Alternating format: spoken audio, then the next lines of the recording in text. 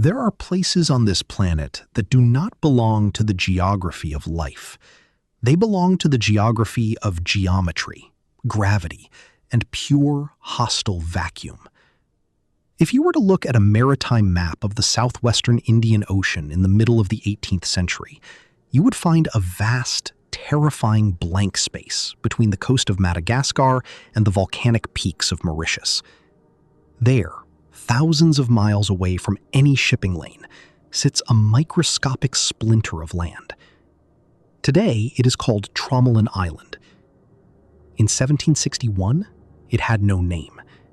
It was simply known to hydrographers as l'île de sable, the island of sand. Tromelin is not an island in the traditional sense. It is a flat, featureless scar of compressed coral and white sand, rising barely 15 feet above the churning, violent surface of the ocean. It is less than 1 mile long and barely half a mile wide. It has no trees. It has no hills to block the wind. It has no running streams, no natural springs, and no soil capable of growing a single blade of wheat. From a distance, it looks like a stranded whale, completely surrendered to the mercy of the massive, deep-sea swells that travel thousands of miles across the dark waters of the southern hemisphere to smash against its razor-sharp coral reefs. To be stranded here is not merely to be shipwrecked, it is to be cast out of the living world. On the night of July 31, 1761, this sand trap was waiting in the dark. Through the black water, a heavy French merchant vessel named the Utile was riding the waves. The Utile was a 120-foot, three-masted ship belonging to the French East India Company, commanded by Captain Jean de Lafargue. On paper, the ship's log stated that it was carrying a standard cargo of timber, spices, and supplies from Bayonne to the Isle de France. But the paperwork was a lie. The Utile was carrying a dark, illicit secret beneath its wooden deck. 2 weeks prior, Captain Lafargue had stopped at the coast of Madagascar. In direct violation of the strict anti-slavery laws established by the French East India Company, which feared economic competition and colonial unrest, Lafargue had purchased 160 Malagasy men, women, and children. They were bought for scraps of iron, gunpowder, and cheap textiles. Once on board, these human beings were stripped of their names, their clothes, and their dignity. They were crammed into the dark, suffocating lower hold of the ship, a space less than 4 feet high, where the air was thick with the stench of sweat, bilge water, and disease. They were treated not as passengers, but as contraband, packed shoulder to shoulder in the dark, listening to the grinding of the wooden hull against the sea. Lafargue was in a hurry. He knew that if a Royal French frigate intercepted him, his ship would be confiscated and his career ruined. To avoid detection, he abandoned the standard safe shipping lanes and steered the Utile directly through the uncharted, treacherous waters of the western Indian Ocean. He was running blind through a minefield of coral. At exactly 2 minutes past 11 o'clock, the sky was pitch black, hidden behind a thick wall of low-hanging storm clouds. The wind was howling through the rigging. On the high wooden bridge, the ship's navigation officer, a man named Bartholomew Castellan, was staring at his charts by the dim light of a whale oil lantern. Castellan felt a sudden, cold prickle of dread on the back of his neck. He looked out into the dark. The sea ahead was changing shape.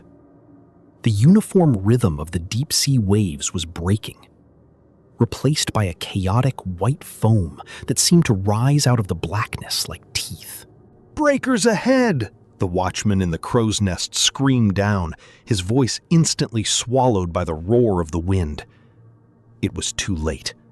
The Utile, traveling at a dangerous speed of 8 knots, was lifted high into the air by a massive rogue swell. For a single, terrifying second, the ship hung in the vacuum. Then, With a sound like an artillery blast, the wooden keel slammed directly onto the jagged, submerged coral reef of the island of sand. The impact was catastrophic. The solid oak beams of the hull did not just crack, they shattered into splinters, dislodging the heavy iron ballast stones below. The three massive masts, under the immense pressure of the wind and the sudden halt, snapped at their bases, tumbling forward into the dark water like falling trees, crushing the sailors on the deck. Within minutes, the freezing black water of the Indian Ocean rushed into the lower hold, drowning dozens of the chained Malagasy slaves before they could even realize that the world was ending. On the upper deck, the scene was a glimpse into the depths of human panic. The French crew, numbering 140 men, were fighting for their lives against the waves that were systematically tearing the upper cabins apart. Castellan, showing a cold presence of mind, ordered the axes to be used to cut away the remaining rigging and smash open the hatches of the hold. Through the splintered wood, the surviving Malagasy slaves crawled out of the dark into the screaming madness of the storm. They could not understand the language of their captors, but they understood the language of the sea. For 4 agonizing hours, the wreck of the Utile was ground against the reef, systematically disintegrating under the hammer of the waves. Men, both French and Malagasy, clung to loose planks, barrels, and ropes, their fingers bleeding as they were dragged across the sharp coral rocks. When the pale, gray light of dawn broke through the storm clouds on August 1st, 1761, the Utile was gone. In its place was a 2-mile field of floating debris, floating corpses, and a tiny, desolate spit of white sand rising from the foam. The survivors crawled out of the surf onto the beach of Tromelin Island like half-drowned ghosts. They collapsed onto the wet sand, vomiting salt water, their skin shredded by the coral and bruised by the timber. When Castellan took the first official count, the reality of the disaster settled over the beach like a shroud. Of the French crew, 122 men had survived. Of the 160 Malagasy slaves, only 88 had made it to the shore. The rest, nearly 80 human beings, lay dead inside the sunken hull or floating in the surf, their bodies already being circled by the gray sharks that patrolled the reef. The immediate reaction of the survivors was a striking demonstration of racial and social stratification, even in the face of death. The French crew, led by Castellan, Captain Lafargue had suffered a mental breakdown from the guilt of the navigation error, immediately gathered on the highest point of the sandspit. They used the remaining muskets and sabers salvaged from the wreck to form an armed perimeter around the small pile of supplies that had washed ashore. A few barrels of flour, some salt pork, and several casks of wine. The Malagasy survivors were forced to gather on the opposite, lower end of the beach. They were left with nothing. No clothes, no food, and no tools. They stood in the wind, huddled together against the cold spray of the ocean, staring at the white men who held the weapons. The hierarchy of the slave ship had survived the shipwreck.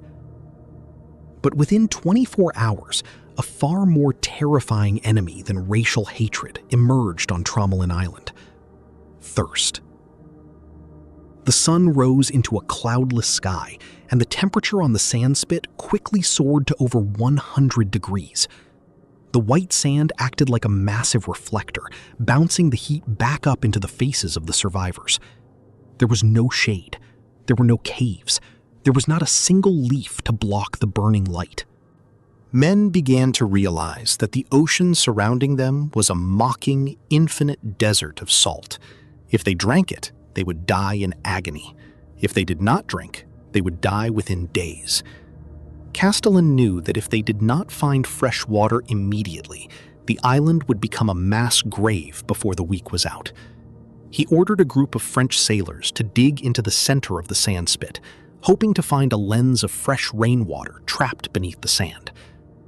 They dug down 5 feet, 6 feet, their hands bleeding as the loose sand continuously collapsed back into the holes. Finally, water began to seep through the floor of the pit. Castellan dipped his leather boot into the liquid and tasted it. He spat it out instantly, cursing. It was black, bitter, and intensely salty. The ocean water was filtering through the porous coral base of the island, contaminating the ground. The situation was growing desperate. On the third day, 3 French sailors died of sunstroke, their tongues swollen and black, protruding from their mouths. The Malagasy survivors, abandoned on the lower beach, were resorting to drinking the raw, viscous blood of the marine iguanas and seabirds they caught with their bare hands, their faces stained with red as they fought over the small carcasses. It was during this moment of absolute despair that Castellan demonstrated the sheer ingenuity of the human engineering mind under the shadow of the gallows. He refused to die on the sand. He gathered the ship's cooper and the remaining blacksmiths. Using a heavy iron-copper kettle that had washed ashore from the ship's galley, along with a long lead pipe salvaged from the ship's bilge pump, Castellan constructed a crude, functional distillation apparatus. They filled the kettle with seawater, sealed the lid with a paste made of flour and sand, and built a fire using the splintered oak planks of the utile wreck. They lit the fire, and as the salt water boiled inside the iron belly, the steam traveled through the lead pipe, cooling as it passed through wet rags, before dripping out of the end into an empty wooden bucket. It was a miracle of science in the middle of a wasteland. The first drops of clear, fresh, distilled water fell into the bucket. It was warm. It tasted of iron and lead. But it was life. The distillation still became the center of existence on Tromelin Island. It was guarded night and day by French sailors with loaded muskets. Every survivor, both French and Malagasy, was rationed to a single wooden cup of water per day. It was enough to keep the kidneys from failing, but not enough to stop the agonizing, constant ache of dehydration. For 2 weeks, the survivors lived in this state of suspended animation, balanced on the edge of the knife. They built crude tents out of the torn sails of the utile, anchoring them to the sand with heavy coral stones. They ate small rations of flour mixed with seawater, baked on hot iron plates. But Castellan knew that the distillation still was a temporary stay of execution. The wood from the wreck, their only fuel for the fire, was running out. Once the timber was gone, the fire would die, the still would go cold, and the island would reclaim them. He reached a decision that would seal the fate of the island for the next 15 years. He gathered the French officers and the ship's carpenters. Using the largest, most intact sections of the utile's hull that remained wedged on the reef, they began to construct a boat. It was a crude, heavy, flat-bottomed vessel, built without proper blueprints, held together by mismatched iron nails pulled from the wreckage. They worked under the burning sun, their skin peeling, their eyes bloodshot from the salt air. On September 27, 1761, exactly 2 months after the shipwreck, the boat was finished. They named it the Providence. But the Providence was small. It could not hold 200 people. It could barely hold the surviving French crew. Castellan gathered the Malagasy survivors on the beach. Through a French sailor who spoke a broken dialect of Madagascar, Castellan delivered his terms. The French crew would take the Providence and sail west toward Mauritius to secure official rescue operation from the Royal French Navy. The Malagasy survivors would remain on the island of sand. To prevent immediate, violent rebellion from the slaves who realized they were being abandoned, Castellan swore a solemn, public oath on the Bible before the Malagasy elders. He promised that the moment the Providence reached a French port, a major naval frigate would be dispatched to return to Tromelin Island to rescue every remaining soul. He left them with the remaining supplies, a few bags of moldy flour and the crude distillation apparatus, along with a promise that would turn out to be a sentence to an agonizing 15-year exile. On the morning of September 28th, the French crew boarded the Providence. They pushed the heavy wooden boat through the dangerous surf, clearing the reef, before hoisting a small canvas sail and heading west into the infinite blue. The 88 Malagasy survivors stood on the white beach of Tromelin Island, watching the white sail of the Providence grow smaller and smaller until it was nothing more than a speck on the horizon. Then, the speck vanished. They were left alone, a small colony of abandoned human beings, stranded on a kilometer of sand in the middle of an ocean that did not know they existed, listening to the eternal, mocking roar of the waves against the shore. The white men were gone.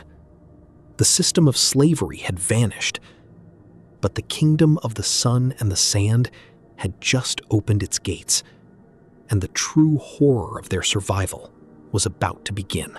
The departure of the Providence left a silence on the island of sand that was heavy, absolute, and deeply psychological. For 2 months, the air had been filled with the sharp, authoritative commands of French officers, the rhythmic clanging of blacksmiths' hammers, and the frantic, chaotic noise of an empire trying to rebuild itself in the mud. Now, there was only the wind. The 88 abandoned Malagasy men, women, and children stood on the highest ridge of the sandspit, their bare feet sinking into the burning white grains. They stared at the western horizon long after the white sail of Castellan's boat had turned into a ghost, then into a speck, and finally into nothing. They were free. The irons were gone. The whips had been swallowed by the sea. But their liberation had been granted inside the walls of a pristine, biological prison. The first few days of the abandonment were marked by a profound, paralyzing shock. In Malagasy culture, the connection to the land, to the Tanindrazana, the land of the ancestors, is the sacred anchor of human identity. To be severed from the hills of Madagascar, to be marooned on a shifting sandbar that possessed no history, no graves, and no soil, was equivalent to being cast into the spirit world before death. The elders of the group, men who had been tribal leaders before the French nets caught them, realized that if they remained paralyzed by grief, the sun would finish what the slave traders had started. The immediate crisis was the distillation still. Castellan had left them the iron copper kettle and the lead pipe, but he had taken the tools, the axes, and the collective knowledge of French metallurgy. More importantly, the fuel supply was dangerously low. The beach was littered with the splintered remains of the util, but every piece of oak burned to boil salt water was a piece of their future gone forever. Within 3 weeks of the French departure, the last structural beam of the ship's deck was reduced to gray ash. The fire under the kettle died. The colony faced its first true taste of the absolute vacuum. Without the still, their daily water ration dropped from a meager cup to 0. The temperature on the island surged past 104 degrees by noon. The sandspit became an oven. Men and women crawled beneath the tattered remnants of the French sail tents, their lips cracking until they bled, their skin turning into a mass of blisters that wept yellow fluid. Dehydration does not just kill the body, it attacks the mind. The survivors began to experience the first optical illusions of the island. The horizon appeared to warp, and the distant waves looked like green, fertile hills rolling toward them. Driven by a desperate animal instinct for survival, a young Malagasy man, whose name has been lost to time, began to dig into the center of the island with his bare hands. He did not dig where the French had dug. He moved to the absolute highest point of the sandbar, where a few patches of hardy, salt-tolerant purslane grass managed to cling to the dunes. Others joined him, using flat pieces of coral and large seashells as primitive shovels. They dug down 6 feet, 8 feet, 10 feet into the blinding white earth, creating a wide, cone-shaped crater to prevent the loose sand from sliding back down and burying them alive. At a depth of nearly 11 feet, the sand became cold and damp. Then a dark, muddy liquid began to pool at the bottom of the pit. An elder descended into the hole, scooped the water with a giant turtle shell, and brought it to his lips. It was not the pure, sweet water of the Madagascar rivers. It was brackish, heavy with sulfur, and slightly salty. But it was not the lethal brine of the open ocean. What they had breached was a phenomenon known to coastal geologists as a Gieben-Herzberg lens, a thin, delicate bubble of fresh rainwater that floats directly on top of the heavier, denser saltwater table beneath the island. It was a microscopic lifeline, filtered through meters of coral sand. The discovery of this lens was the moment the ghost colony survived its first death sentence. They had found the blood of the island. But water was only half of the equation of survival. They needed to eat. The supplies left by the French, a few sacks of flour contaminated by sea maggots, lasted less than a month. Tromelin Island possessed no mammals, no fruit trees, and no edible roots. It was, however, the ancient, undisputed kingdom of two specific biological entities: the giant green sea turtles, Colonia mitis, and millions of nesting marine birds, primarily masked boobies, Sula dactylotra, and sooty terns. The Malagasy survivors had to adapt their hunting methods to an environment that offered no cover. The island offered no trees to carve bows or spears. They had to become predators of pure endurance. During the nesting season, thousands of massive sea turtles, weighing up to 400 pounds, would drag themselves out of the surf at night to lay their eggs in the dunes. The Malagasy men would wait in the darkness, their bodies smeared with sand to mask their scent, before rushing the monsters. Working in teams of 4, using long pieces of driftwood as levers, they would flip the massive reptiles onto their backs, leaving them helpless beneath the sun. Every part of the turtle became a precious resource. The meat was sliced into thin strips and dried on the hot coral rocks until it was as hard as leather, preserving it against the rot of the humid air.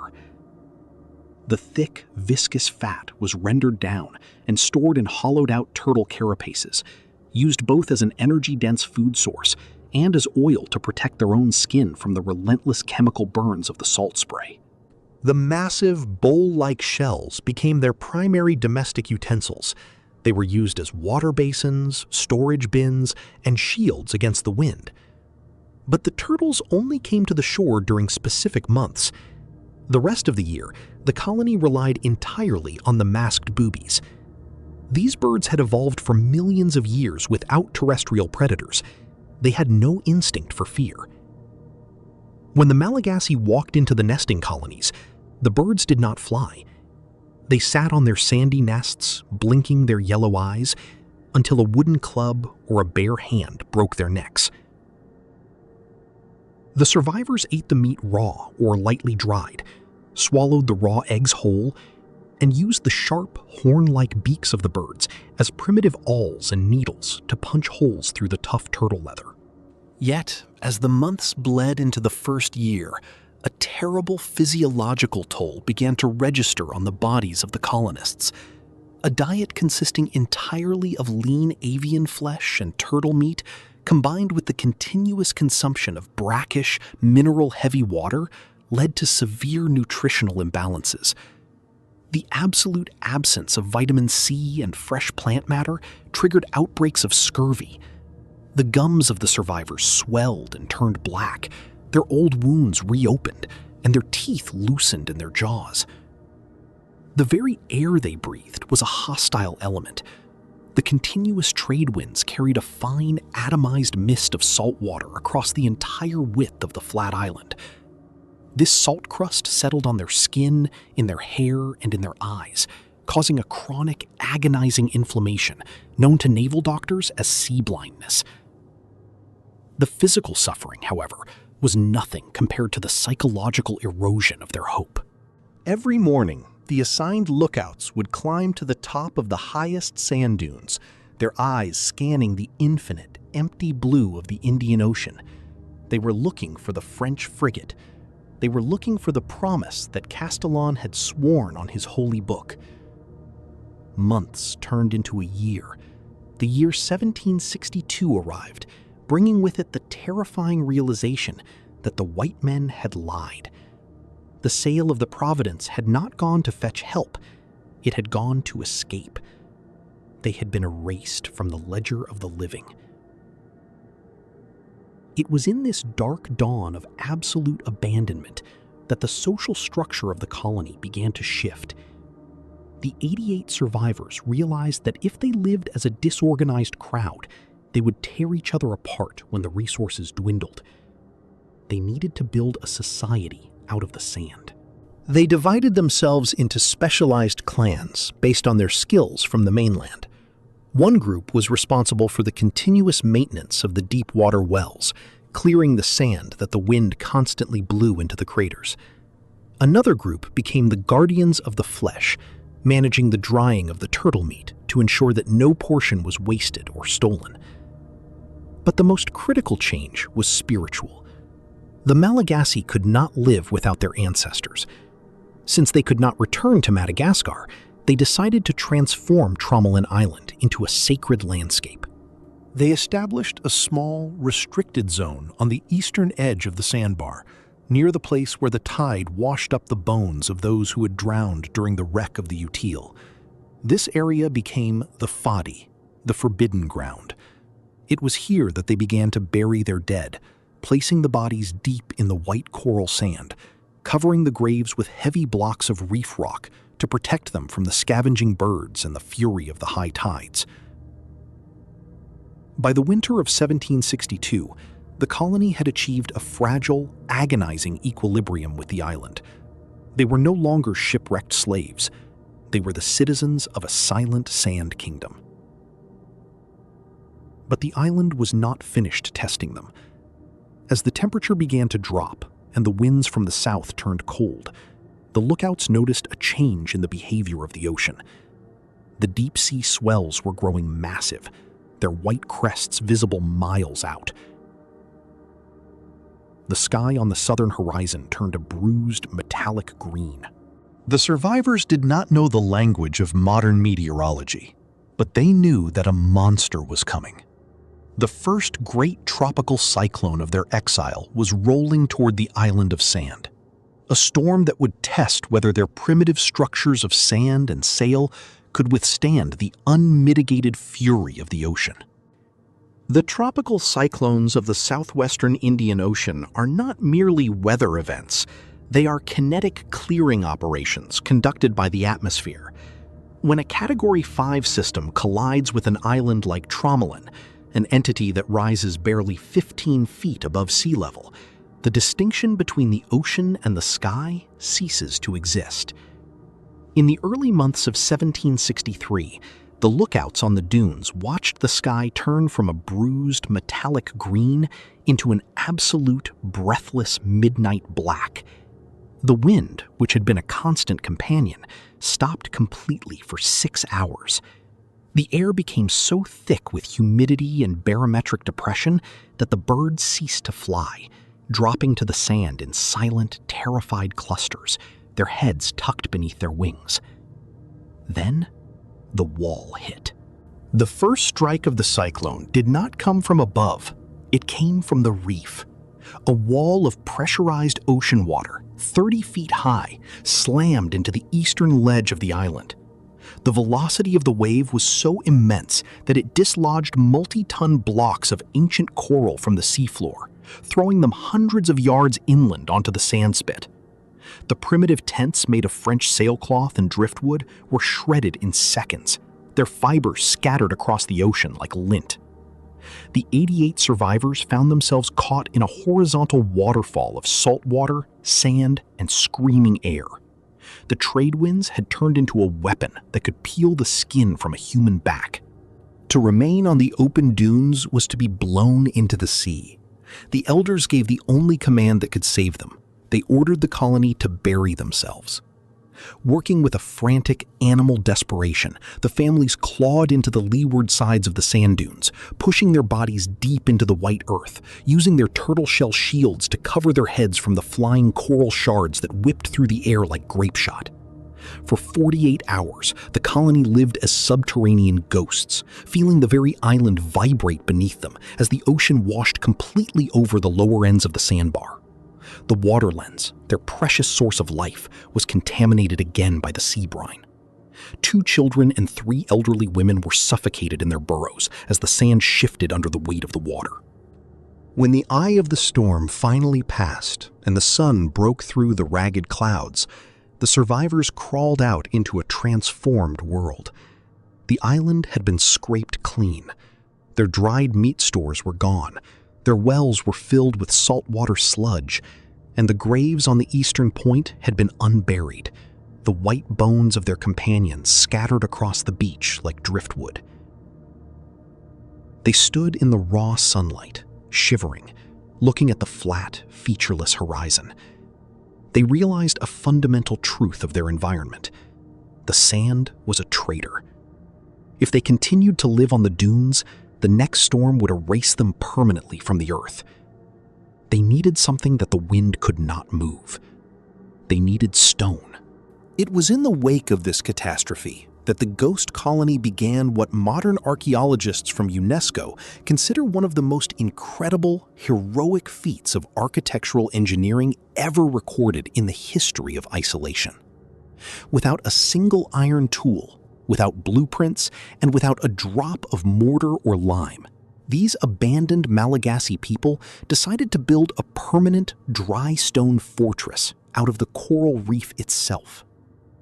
The project was led by the remaining craftsmen, who, back in Madagascar, had worked with the megalithic stone traditions of the highlands, the vatalahi, or man-stones, used to honor the dead and protect the living. The raw material had to be harvested from the surfline.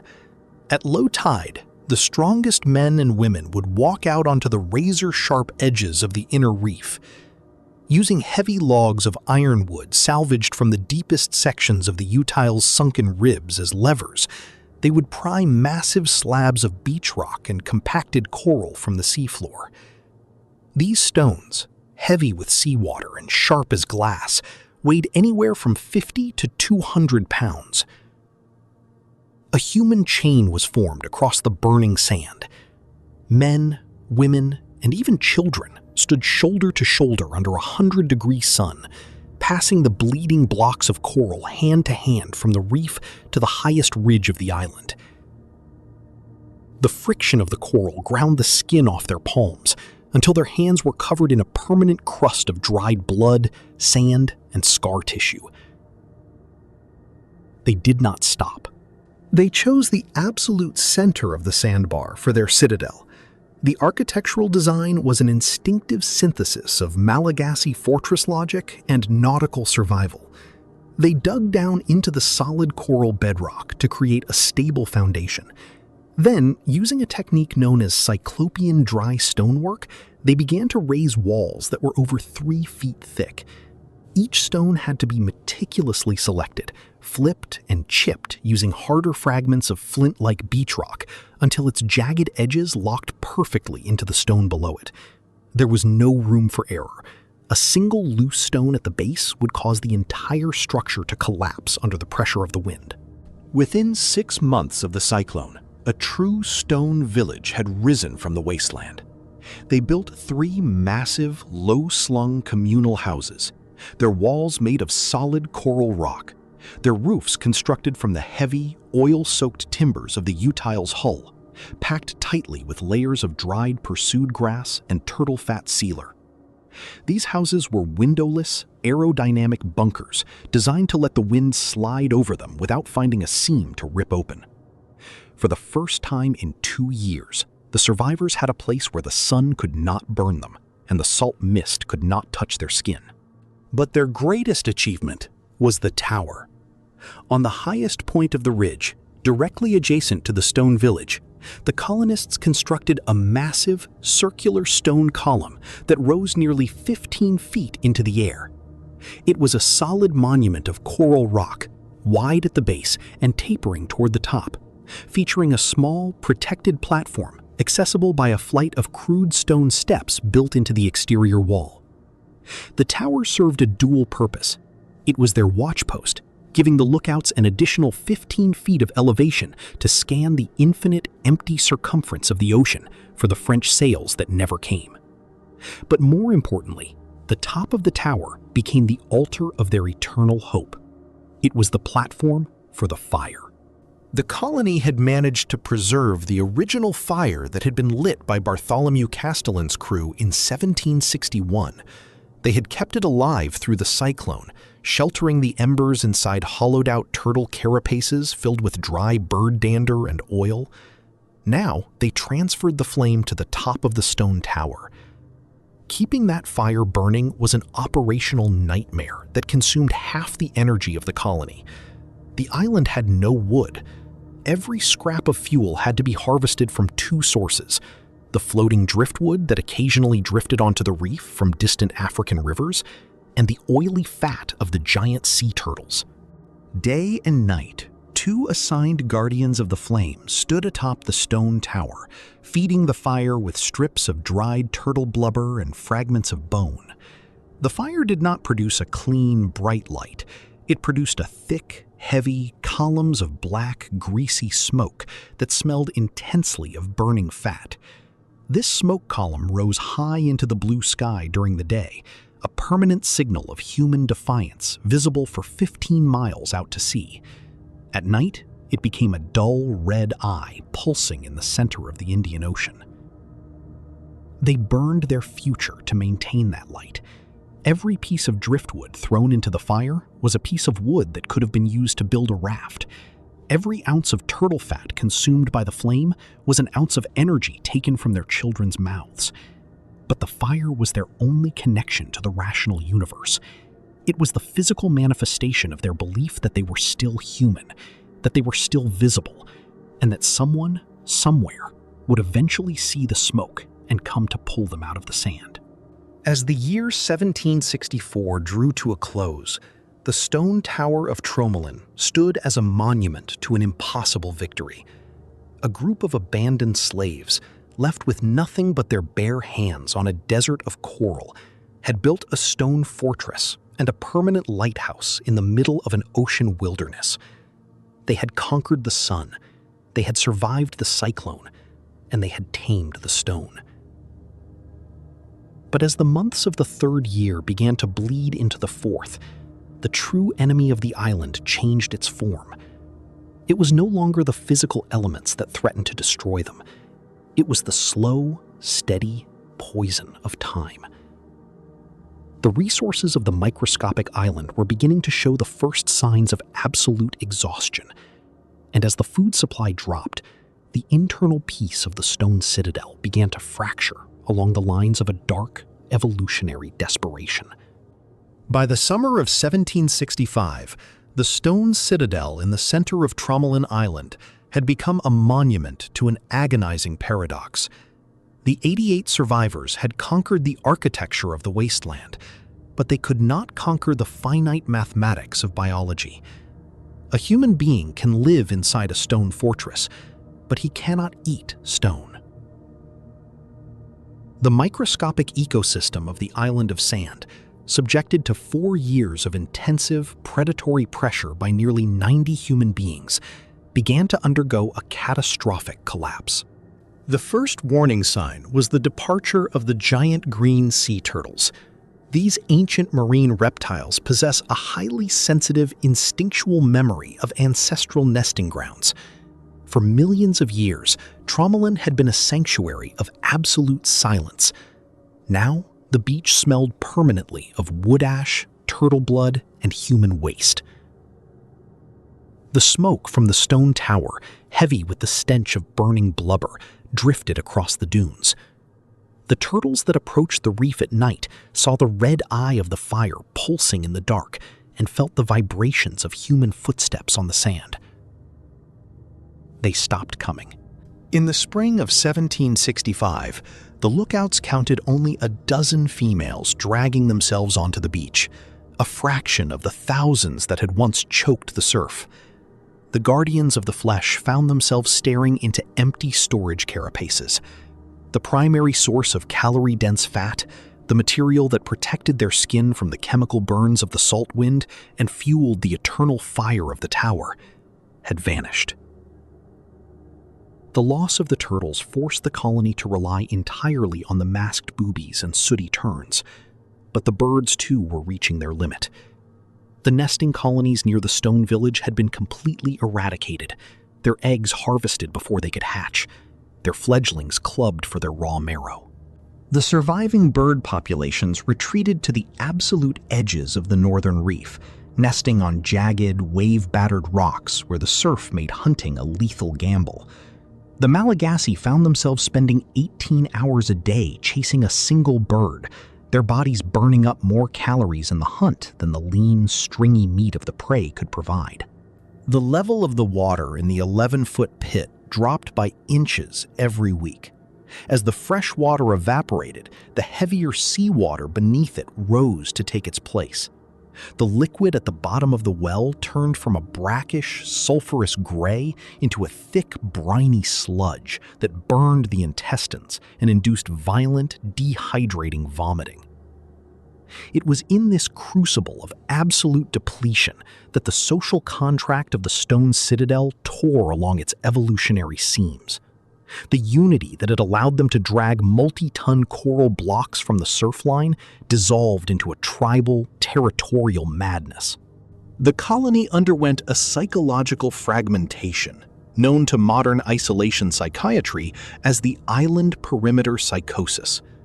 When human beings are trapped on a microscopic piece of land with no exit and no resources, the brain ceases to view the community as a protective unit.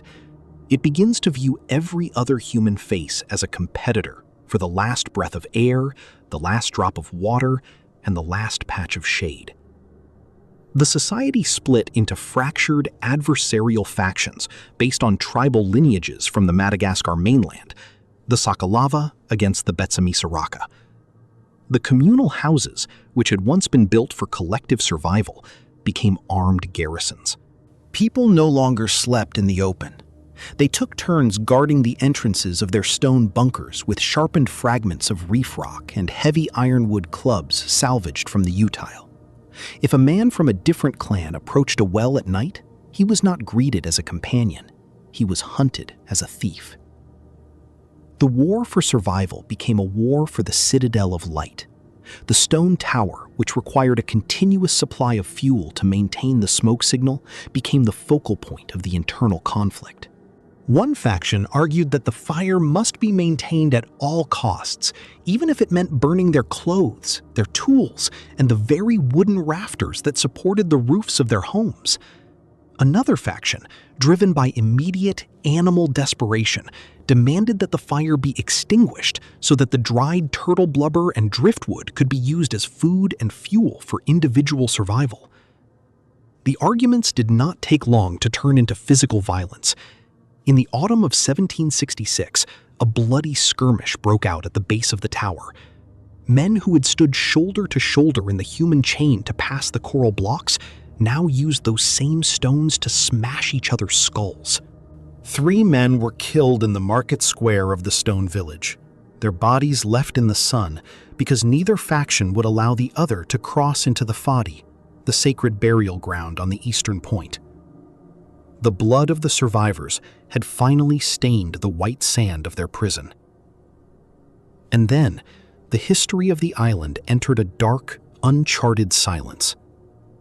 Between the years 1767 and 1770, a terrifying demographic transformation occurred within the ghost colony, a transformation that remained a mystery until modern French maritime archaeologists excavated the stone ruins in the early 2000s.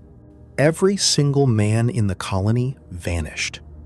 When the French official records were later compiled and when the ruins were dug up, the evidence revealed a chilling truth. Of the 88 human beings who had been abandoned by Bartholomew Castellan in 1761, all the adult males had disappeared from the island long before the final rescue.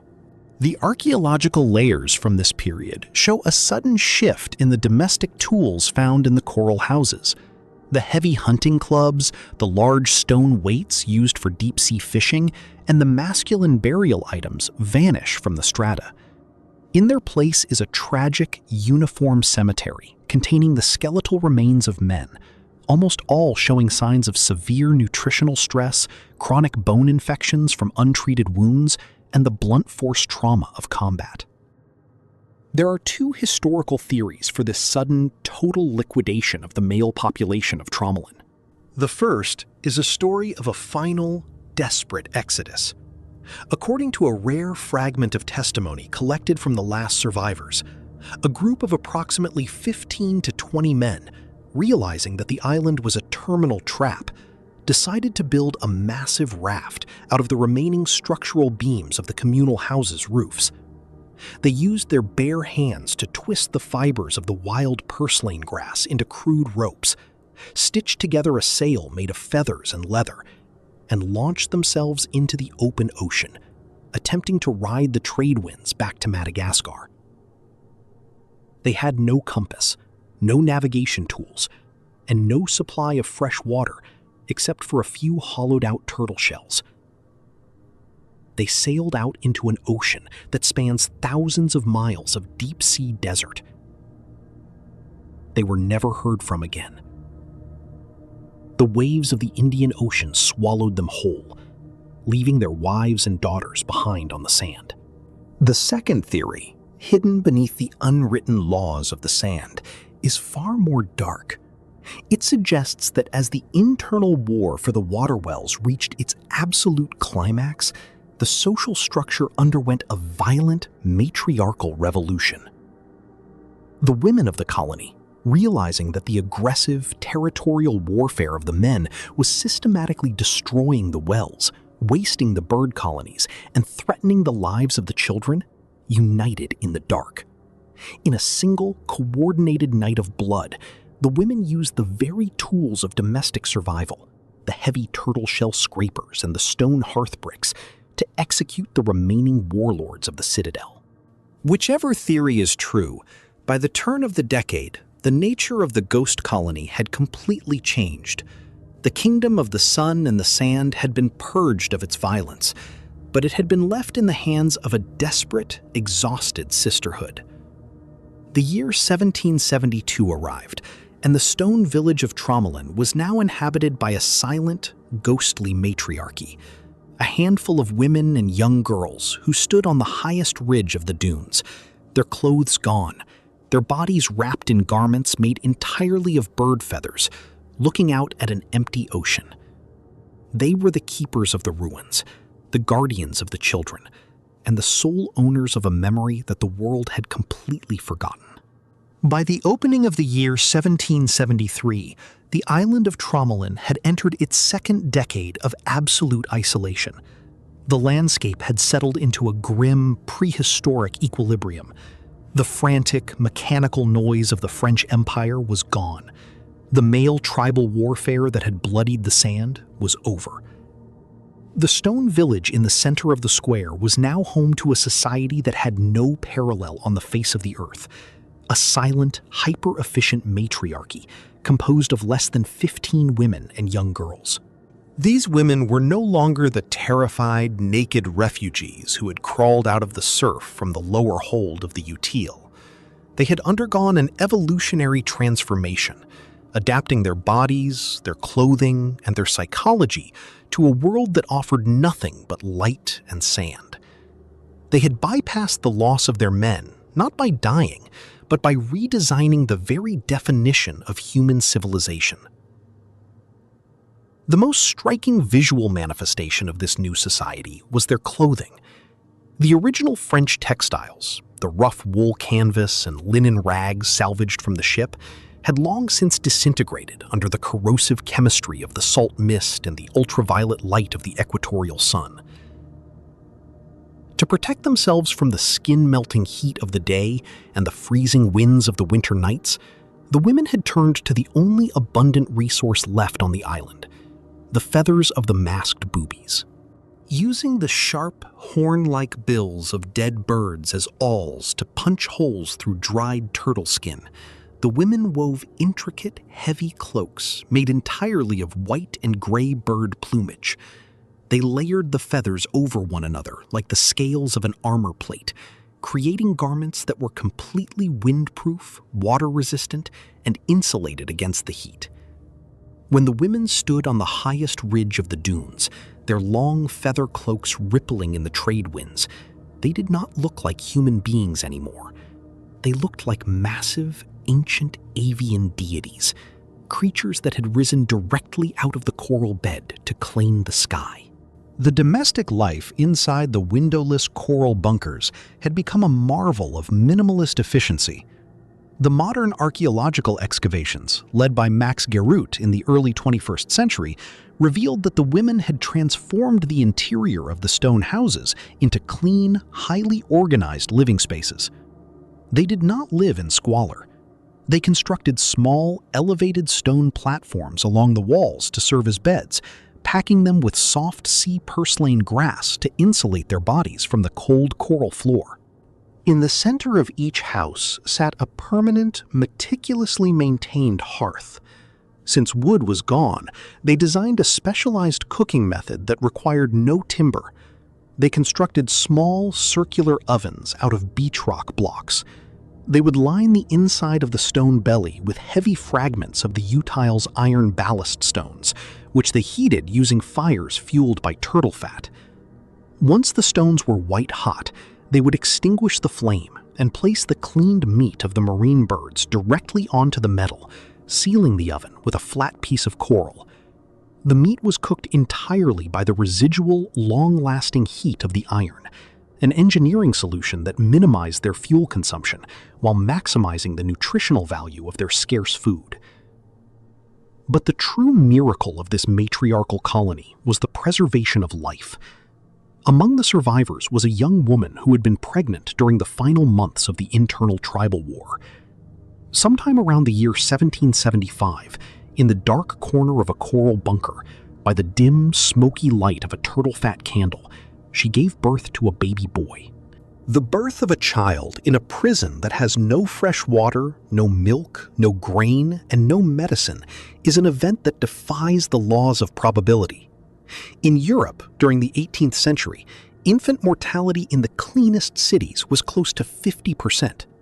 On a kilometer of bare sand in the middle of the Indian Ocean, it should have been 100%. The women of the citadel united to protect the newborn, treating him not merely as a child, but as the living evidence of their collective future. Since the mother's milk was depleted by her own nutritional stress, the women developed a highly specialized liquid diet for the infant. They would hunt the youngest nesting birds, crush the raw bone marrow and lean muscle into a fine, paste-like pulp using flat stones, and mix it with microscopic drops of fresh rainwater collected from the morning dew on the turtle shells. They fed the child using the hollow quills of bird feathers, dripping the biological broth into his mouth, drop by drop. The child did not die. He grew, his bones forming from the calcium of the reef, his blood built from the iron of the marine birds. He was the first true citizen of Tromelin, a human being whose entire sensory reality was composed of nothing but the roar of the surf, the smell of bird dander, and the sight of a white horizon. He had never seen a tree, he had never seen a horse. He did not know that a world existed beyond the edge of the razor-sharp reef. As the year 1775 drew to a close, the matriarchy had achieved something that the French East India Company could never have understood. They had eliminated crime. They had eliminated the concept of property. There were no longer locks on the doors. There were no longer guards at the wells. Every drop of water scooped from the 11-foot pit was divided into equal shares among the women and the children. They lived in total rhythmic silence, their voices used only to sing the ancient Malagasy funeral chants to the graves on the eastern point. But the fire on top of the stone tower was gone.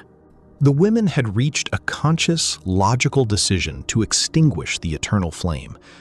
They realized that the energy required to hunt the few remaining turtles and drag the heavy blocks of driftwood to the top of the column was a physical tax that was killing them. The smoke signal, which had burned for nearly 12 years without a single ship stopping to answer it, was a monument to a lie. The white men were not coming. The book that the captain had sworn upon was a dead object. They chose to survive for each other, rather than live for a ghost sail. They let the fire go cold, allowing the gray ash to be blown into the sea by the trade winds. The red eye of the island went dark. Tromelin became an invisible shadow once again, completely hidden in the black vacuum of the ocean nights. The women wrapped themselves in their cloaks of white feathers, crawled into their stone bunkers, and held the children close, surrendered to the belief that they would live and die on this sand, unknown to the rest of the human race. They had conquered the island by becoming a part of its silent, natural history. On the morning of November 29th, 1776, the world of the 19th century finally collided with the prehistoric reality of Tromelin Island. A small, agile French naval corvette named La Dauphine, commanded by Captain Jacques-Marie de Boudin de Tromelin, was cutting through the western waters of the Indian Ocean. Captain Tromelin was not looking for castaways. He was on a routine hydrographic mission, charting the treacherous currents and submerged shoals that made the route between Madagascar and Mauritius a graveyard for commercial shipping. Through his heavy brass marine spyglass, the watchman on La Dauphine's forecastle scanned the flat horizon ahead. The sun was sharp, casting a brilliant, blinding glare over the turquoise water. "Land ho!" the watchman called out, his voice cutting through the creaking of the ship's rigging. "A low sandbank! Dead ahead!" Captain Tromelin stepped to the rail, adjusting his own optics. As the corvette drew closer, navigating the outer shelf of the deep-sea drop-off with extreme caution, the flat features of the island of sand crystallized through the lens. Tromelin expected to see nothing but a bare spit of coral sand inhabited by gulls. Instead, his spyglass focused on something that defied the laws of colonial logic. In the exact center of the desolate, treeless wasteland stood a massive, low-slung stone village. Its walls were built of solid, interlocked blocks of gray reef rock, and directly beside the village stood a towering, circular stone column, a dry stone lighthouse rising 15 feet into the blue sky. Before the captain could register his amazement, the figures emerged from the stone buildings. They did not look like the citizens of any nation known to the French Royal Navy. Through the glass, Tromelin saw a group of 7 women and a small child standing on the highest ridge of the dunes.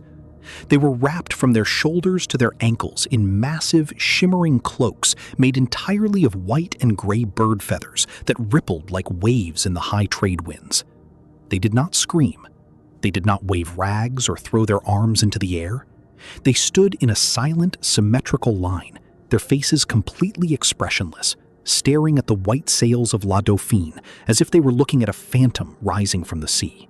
The rescue operation that followed was carried out with a sense of reverent shock. Captain Tromelin ordered a heavy wooden longboat to be lowered into the surf.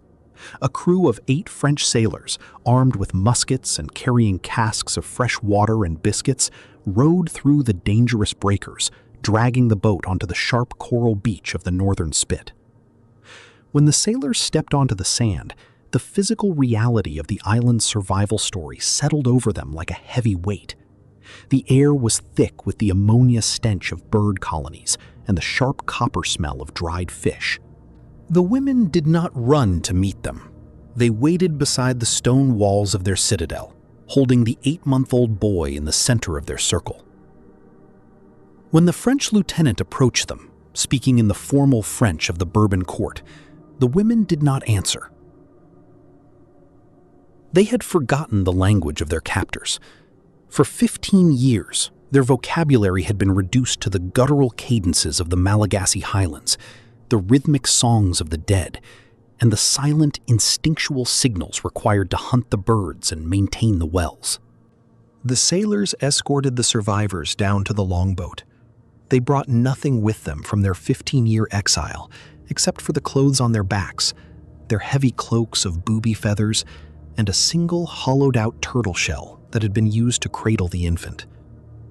As the longboat pushed off from the beach, clearing the reef for the last time, the women did not look back at the stone village. They did not look at the tower. They kept their eyes fixed on the wooden floor of the boat, their hands interlaced, their bodies shivering despite the heat of the noon sun. The arrival of the survivors in Port Louis, Mauritius on December 14, 1776, struck the sophisticated society of the French Enlightenment like an intellectual thunderbolt. The governor of the island, Jacques Maillard Duclon, immediately declared them free citizens of the French Empire, official victims of a corporate crime committed by the defunct East India Company. The white elite of Mauritius, who spent their evenings reading the philosophical treatises of Jean-Jacques Rousseau regarding the noble savage and the purity of human nature outside of civilization, crowded the public squares to catch a glimpse of the feathered matriarchs of Tromelin. But the reality of the survivors did not fit into the neat, romantic theories of French philosophy. They were not savages, and they were not broken animals. They were highly disciplined survivors of a biological crucible. When the governor offered them European clothing made of silk and linen, the women initially refused, preferring the heavy insulation of their feather cloaks. When they were served white bread and wine at the governor's mansion, their digestive systems, hardened by 15 years of a strict diet of raw avian flesh, turtle fat, and brackish sulfur water, rejected the rich food. The child, the boy who had been born on the sand, became the focus of intense scientific curiosity. The royal medical officers noted with amazement that despite growing up in a wasteland without grain or milk, his bone structure was perfectly formed, his teeth were straight, and his eyes had a sharp, hyper-reactive clarity. He could read the shifting of the wind by the ripple of a curtain, and his first instinct when entering a wooden room was to crawl beneath the table, looking for the protection of a low ceiling. The governor, showing a rare degree of historical empathy, took personal responsibility for the future of the survivors. He officially baptized the young boy, naming him Jacques Moïse, Jacques Moses, a tribute to the biblical child who had been pulled from the water after being abandoned in a basket of reeds. The mother of the child was given the French name of Elizabeth, and the governor granted them a permanent, state-funded estate on the fertile green hills of Mauritius, where they could live out their lives far away from the sound of the ocean. Captain Jacques-Marie de Tromelin was honored by the French crown for his navigation and his humanity.